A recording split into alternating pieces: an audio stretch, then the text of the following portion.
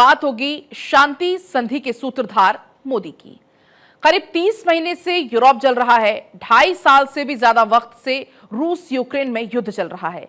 जब दुनिया की बड़ी बड़ी ताकतें शांति की कोशिश में नाकाम साबित हुई तो एक चेहरा पूरी दुनिया के सामने आया जो शांति दूत बनकर इस युद्ध को रुकवाने के लिए रूस से लेकर यूक्रेन के दौरे पर गए। उस शांति दूत का नाम है नरेंद्र मोदी।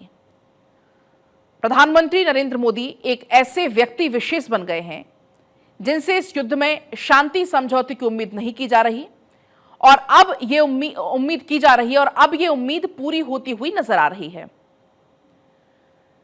पिछले 3 महीने में पीएम मोदी ने वर्ल्ड पीस के गंभीर प्रयास किए हैं, लेकिन अब सवाल है कि क्या बुद्ध की धरती से शांति दूत बनकर प्रधानमंत्री नरेंद्र मोदी रूस के राष्ट्रपति व्लादिमीर पुतिन और यूक्रेन के राष्ट्रपति ज़ेलेंस्की के बीच में शांति संधि के सूत्रधार बनने वाले हैं?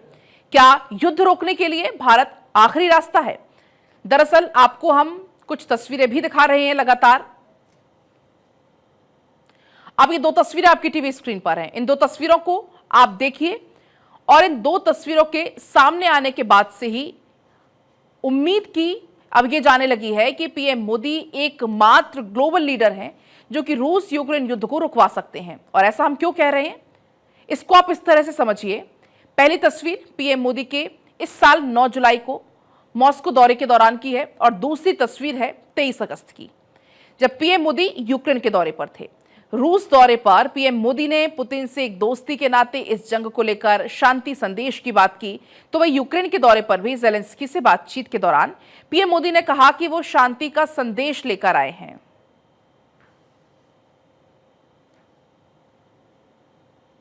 युद्ध हो, संघर्ष हो, आतंकवादी हमले हो,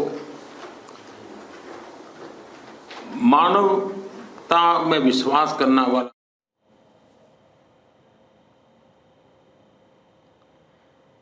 तो ये 2 तस्वीरें लगातार हम आपको दिखा रहे हैं जब रूस का दौरा पीएम मोदी ने किया, यूक्रेन का दौरा पीएम मोदी ने किया, क्योंकि भारत एकमात्र ऐसा देश है जिसके संबंध दोनों ही देशों से अच्छे हैं। ना सिर्फ रूस से, ना सिर्फ यूक्रेन से, बल्कि दोनों ही देशों से संबंध अच्छे और दोनों ही देशों से पीएम मोदी ने एक शांति का संदेश भी दिया। लेकिन अब सवाल है कि क्या वो तारीख अब बहुत जल्द आने वाली है जब इस युद्ध पर विराम लगेगा और इसके सूत्रधार बनेंगे पीएम मोदी? सवाल बेहद अहम है। क्या मोदी शांति प्रस्ताव को पुतिन ज़ेलेंस्की ने मान लिया है? ये कई सारे सवाल इसको लेकर खड़े हो रहे हैं। दरअसल आपको बता दें कि क्या मोदी के रूस यूक्रेन दौरे से युद्ध जल्द खत्म होने वाला है? ये भी एक बड़ा सवाल लगातार बना हुआ है। इसके अलावा क्या दोनों देशों के बीच में सीज फायर पर बात बन सकती है? ये भी एक बहुत बड़ा सवाल है। इसके अलावा पीएम मोदी की ग्लोबल लीडर की छवि का क्या असर पड़ेगा? तो कई सारे ऐसे सवाल है जो खड़े हो रहे हैं। दरअसल जो पुतिन कल तक इस युद्ध में यूक्रेन के खात्मे की बात कर रहे थे, वो अब इस युद्ध को लेकर यूक्रेन से बातचीत करने के लिए तैयार हैं। और ये सब अगर देखा जाए तो एक व्यक्ति विशेष यानी कि पीएम मोदी की वजह से संभव हो पाया है। दरअसल आपको बता दें कि रूस के राष्ट्रपति व्लादिमीर पुतिन ने पहली बार यूक्रेन के साथ शांति वार्ता के संकेत दिए हैं।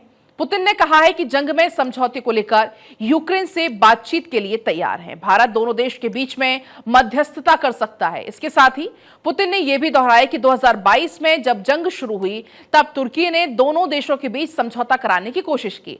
हालांकि उन शर्तों को कभी लागू नहीं किया जा सका और अब नए सिरे से बातचीत शुरू करने के लिए पिछली कोशिश को आधार बनाया जा सकता है। और पुतिन का यह स्टेटमेंट युद्ध रोकने के लिहाज से बेहद अहम माना जा रहा है। आपको याद होगा कि पीएम मोदी यूक्रेन की राजधानी कीव पहुंचे थे तो उन्हें एवी फॉमिन बॉटनिकल गार्डन में प्रधानमंत्री नरेंद्र, आपको बता दें यहां पर उनको फूल वहां पर चढ़ाए गए थे। यूक्रेन के नेशनल म्यूजियम में बनी उस गैलरी में भी वो पहुंचे थे जहां पर रूस से चल रही जंग में मारे गए मासूम बच्चों की याद में खिलौने रखे गए थे। इस दौरान पीएम मोदी जरा भावुक भी नजर आए थे। पीएम मोदी इस दौरान भावुक नजर आए थे। पीएम मोदी की आंखें नम थीं और ज़ेलेंस्की के कंधे पर हाथ रखकर पीएम मोदी इन खिलौनों को देखते रहे और एक गुड़िया इस म्यूजियम में रखी है। इसके बाद यूक्रेन के पैलेस जब पीएम मोदी पहुंचे ज़ेलेंस्की के साथ जब मुलाकात हुई तब उन्होंने साफ साफ इस बात का जिक्र किया, इस युद्ध में सबसे बड़ी कीमत मासूम बच्चों को चुकानी पड़ती है, ये कहते हुए पीएम मोदी नजर आए। दरअसल आपको बता दें कि पीएम मोदी युद्ध को लेकर क्लियर स्टैंड करते हुए कई बार नजर आ चुके हैं और साफ साफ उन्होंने कहा है रूस यूक्रेन जंग में भी वो भारत तटस्थ नहीं है, भारत शांति के पक्ष में है। बिना एक मिनट गवाए जेलेंस्की और पुतिन को बातचीत की टेबल पर बैठना चाहिए। यानी भारत ने जंग पर तटस्थ रुख अपनाया है, किसी भी पक्ष का समर्थन नहीं किया। पीएम मोदी ने कहा कि भारत कूटनीति और संवाद में विश्वास करता है।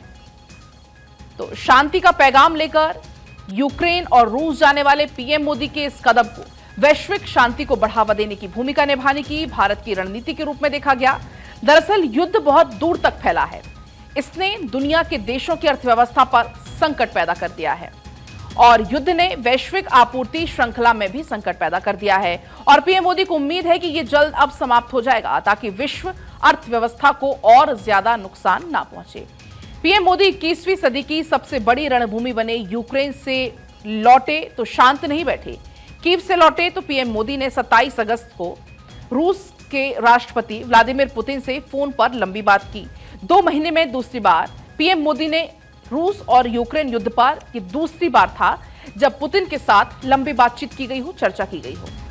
पुतिन को कॉल करने से एक दिन पहले यानी कि 26 अगस्त को अमेरिकी राष्ट्रपति जो बाइडेन से पीएम मोदी ने फोन पर लंबी बातचीत की। बातचीत के दौरान पीएम मोदी ने साफ कर दिया था कि भारत शांति के पक्ष में है और बाइडेन से बातचीत से पहले पीएम मोदी ने इजरायल के पीएम बेंजामिन नेतन्याहू को भी कॉल किया था और मिडिल ईस्ट में जारी तनाव और युद्ध को लेकर चिंता जताई थी। साथ ही इजरायल हमास युद्ध को लेकर भी स्टैंड अपना क्लियर किया था।